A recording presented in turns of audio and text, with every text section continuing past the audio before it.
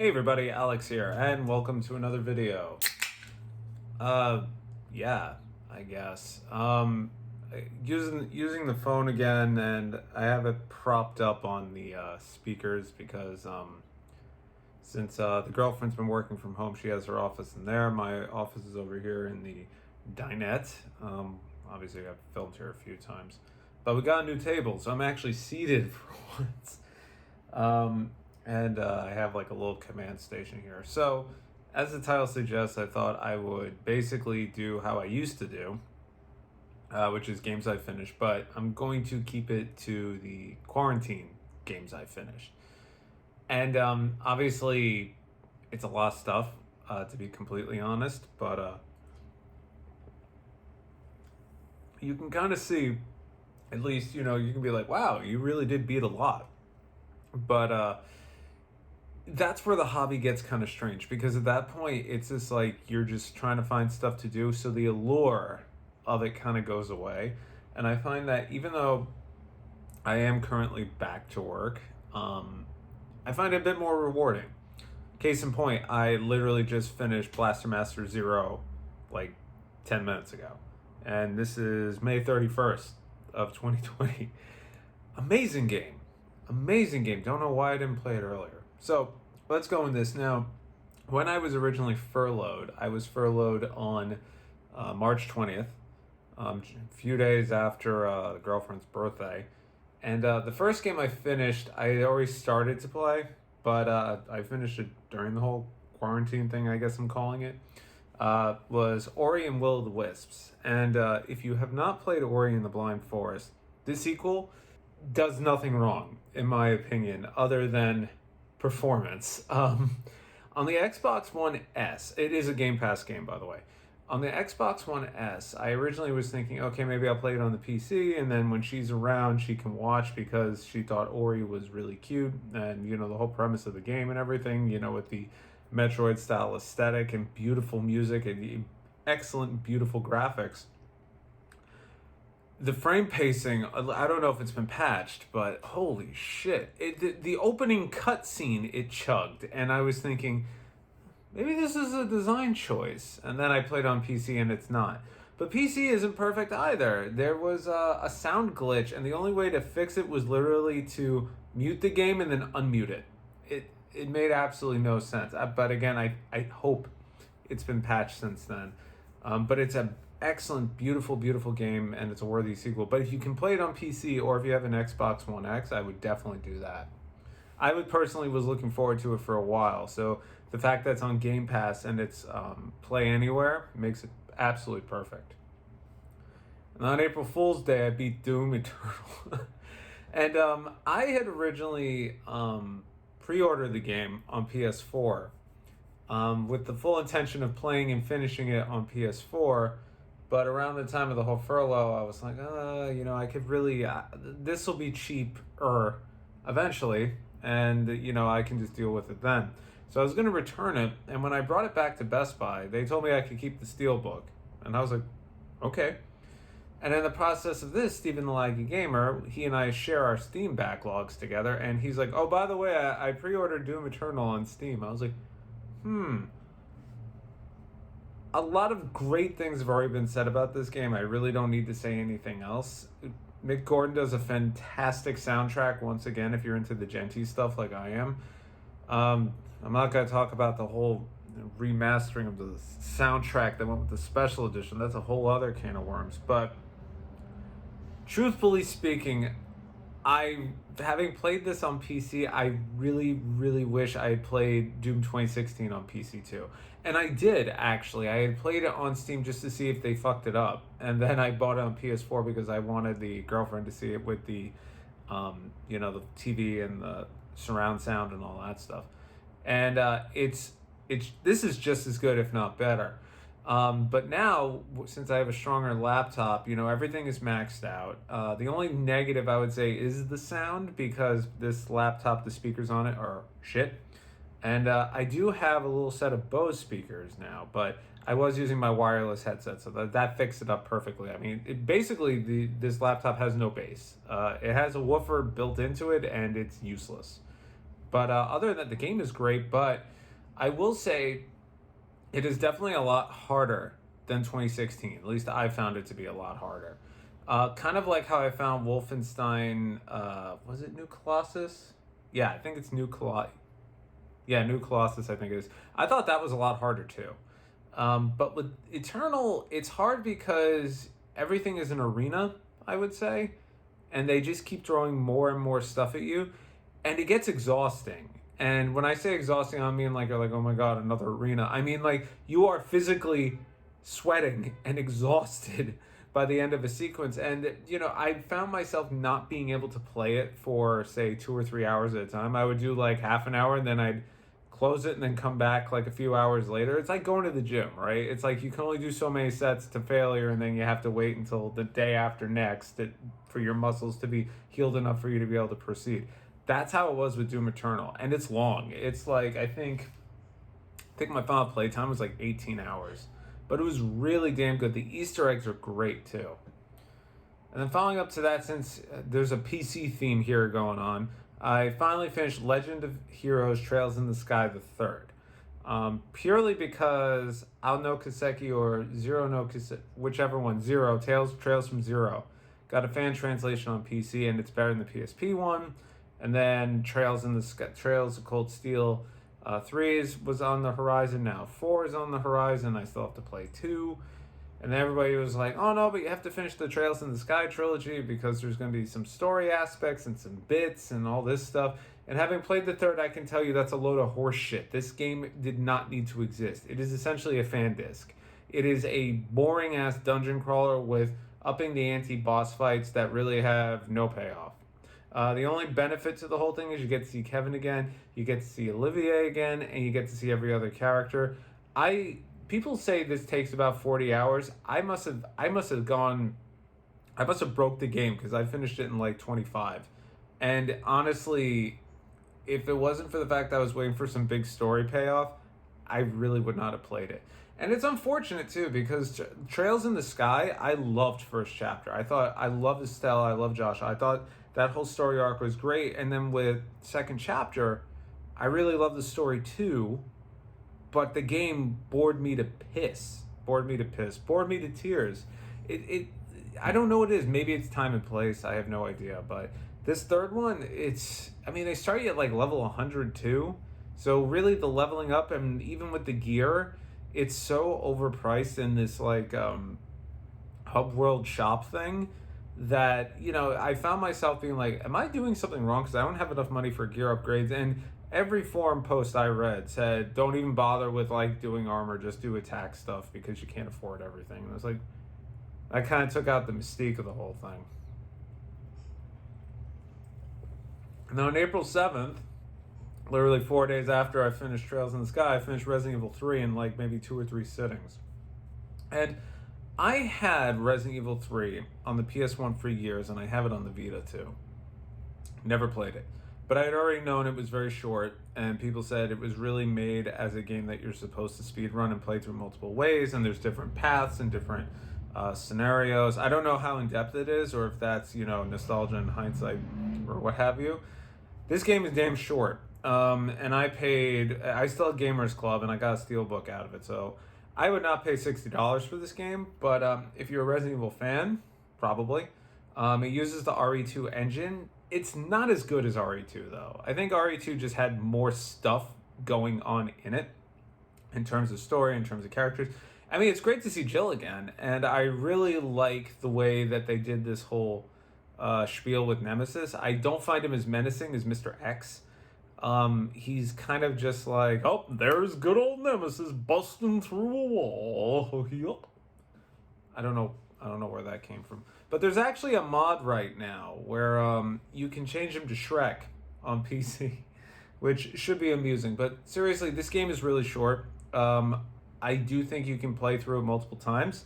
And in case you don't know, this actually takes place concurrently with Resident Evil 2. Is it a good remake? Sure. I would really like to see a remake of, well, not 4 at this point, but maybe 6. I mean, honestly, at this point, I have them all on PS4 anyway, which is actually kind of cool. And then on April 15th, you can see this is already kind of ridiculous. I beat Nioh 2. I loved Nioh 1.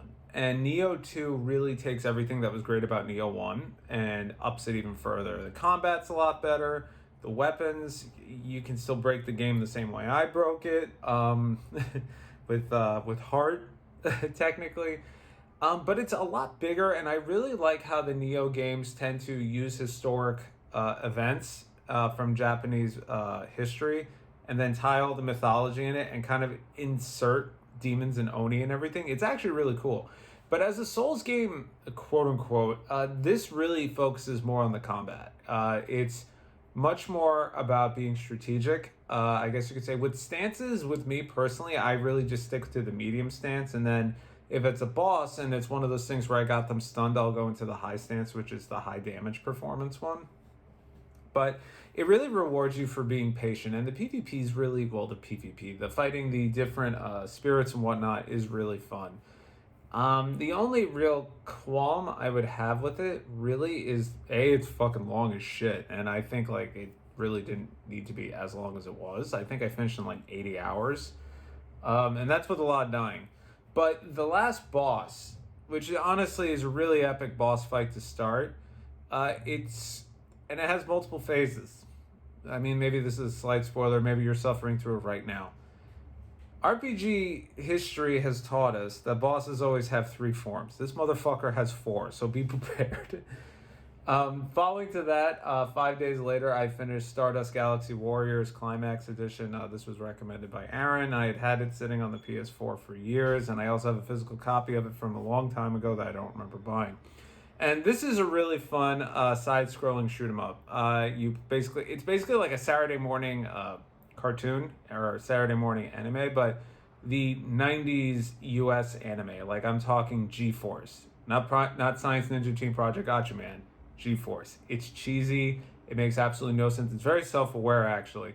But I will say the one cool thing about it is the way you can do the difficulty. You can actually do it like very easy, normal, hard, extremely hard, painful.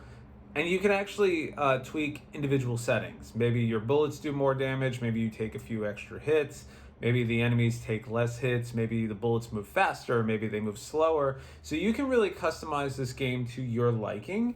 Personally, I love the pain and the suffering, except for the last boss. The last boss, which admittedly was funny the first 50 times, was not funny the 51st time. And it really just had the fact, it was really just down to the way I leveled my mech up, which you can do at the end. You get to purchase upgrades.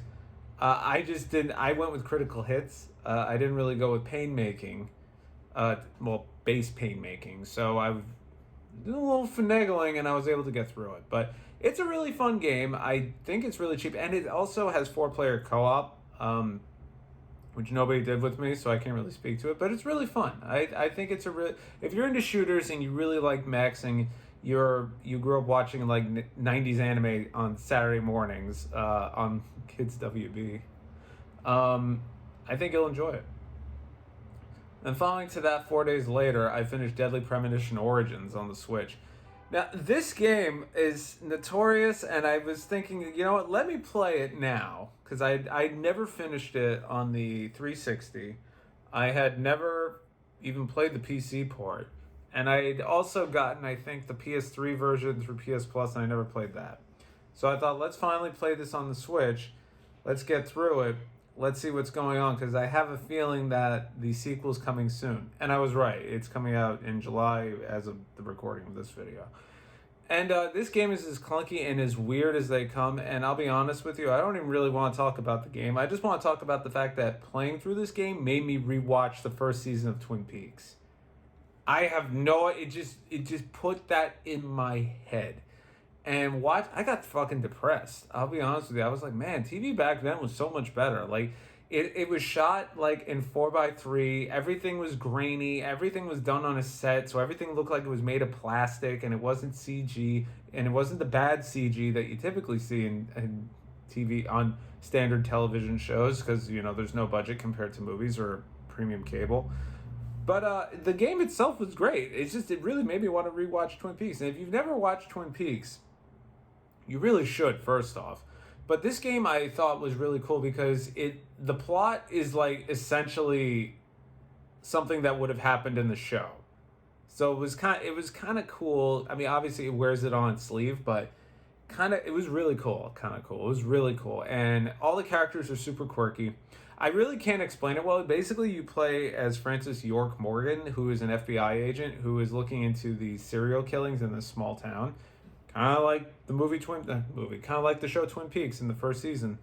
And he's a weirdo, essentially. He starts his day off with a cup of coffee, and the coffee tells him the future, and then he goes about just saying strange things, talking to his imaginary friend. It's something you really have to experience for yourself.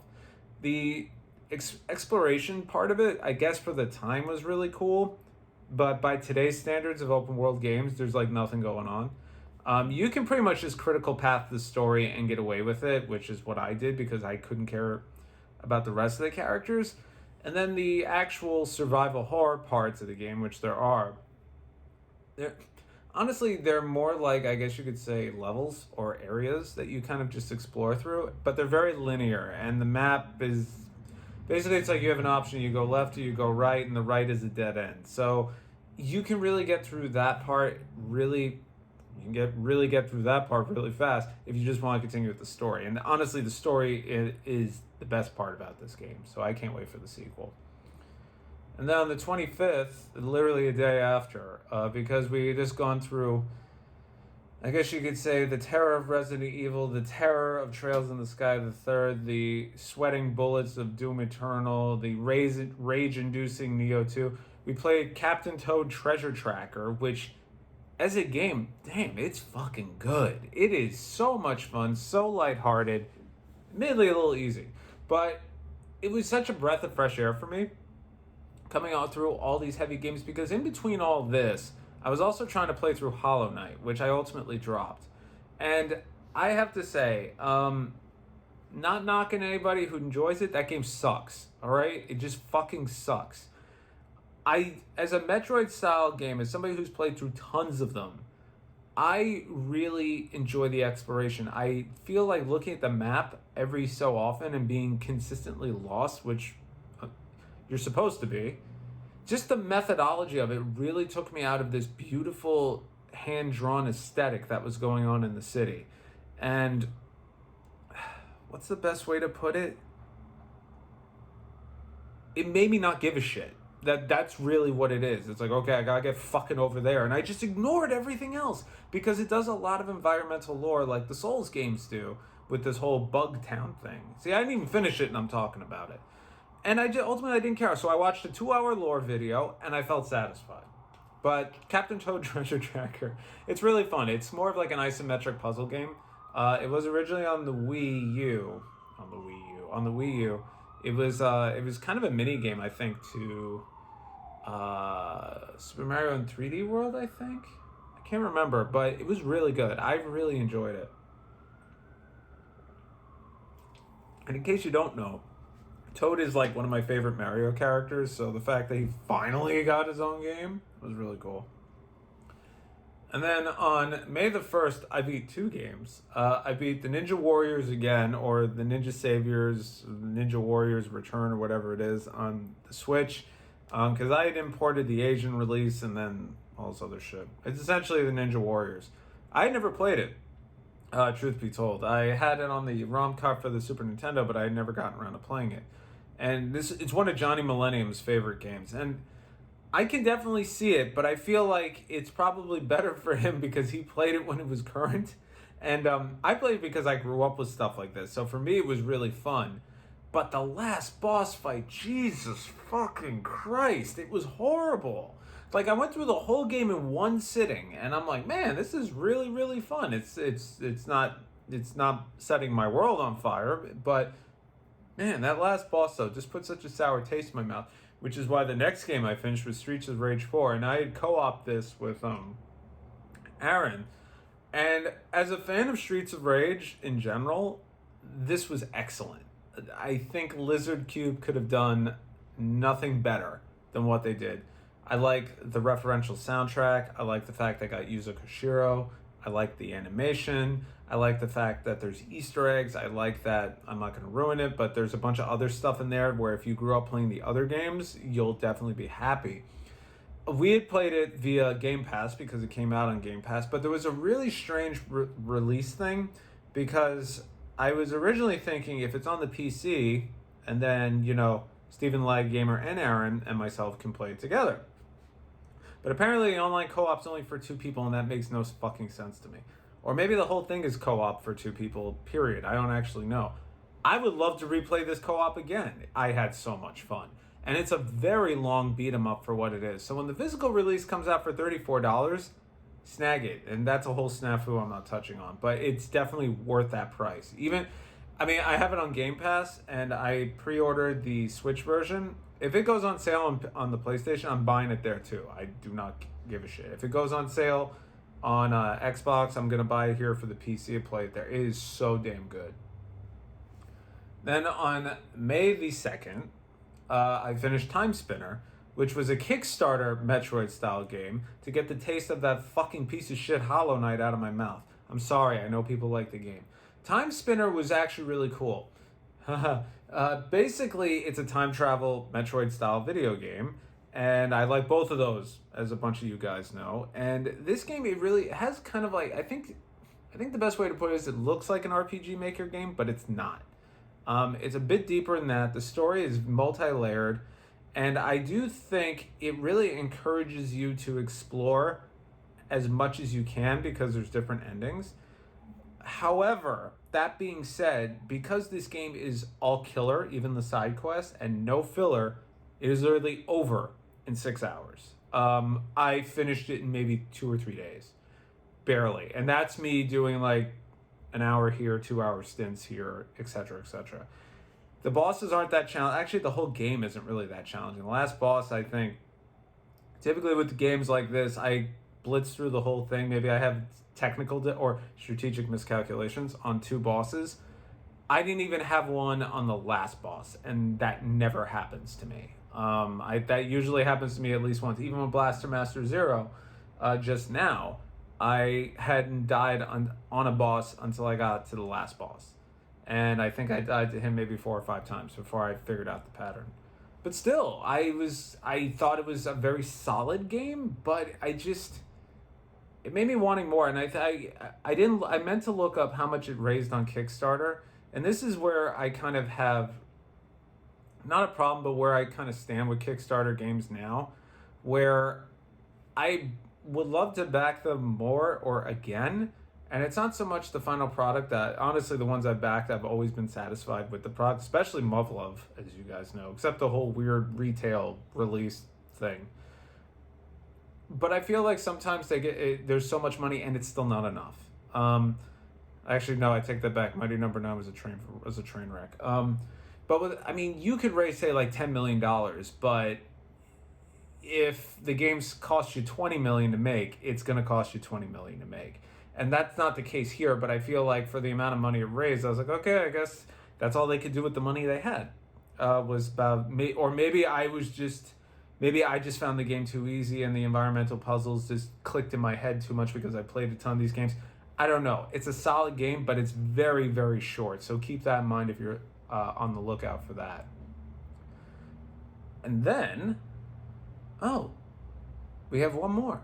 And then that's the end of all the quarantine games I finished. AI The Somnium Files. Is it AI? Yeah. AI, I almost said IA, The Somnium Files. So this is a visual novel point-and-click adventure game from the 999 guy.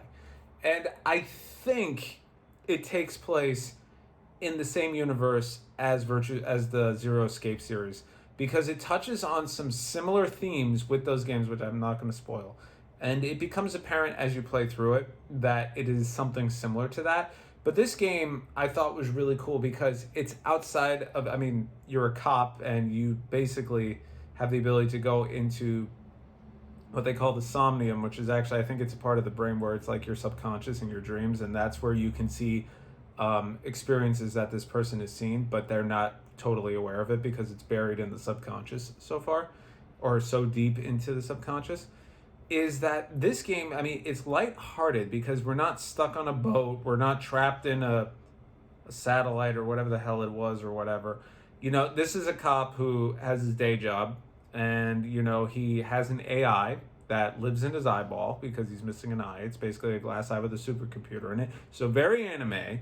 And the game really wears the anime on its sleeve. There are different paths, just like your typical Virtue's Last Reward game, and each one kind of plays on a different theme with it. You know, there's routes, of course, but they kind of play on a different theme. Like one character, it's very much like the cop drama. Another one's a tragic one. Another one has a very anime aesthetic to it. Another one has kind of like a psychological thriller thing going on with it. And they're all good. There's one that touched on family. That one actually, it got me a little choked up because of recent events with myself. But I thought it was really well done. I thought this was definitely a return to form because Zero Time Dilemma, while I was happy to see the trilogy end, I thought was by far the weakest of the Zero Escape series games. This one's definitely return to form, and I think when I say return to form, it's very different, but it's not held back by that suspense serial murder thing that was going on in those games. There is, of course, some of that here, but there are instances where the game is able to break the fourth wall, where it's able to poke fun at itself, where it's able to be meta.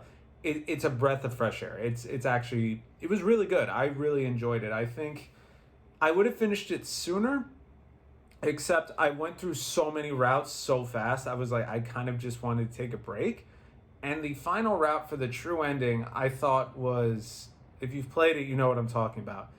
I laughed. I thought it was one of those things where it was like one of those 80s movies where it's like, there's only one way we can end this.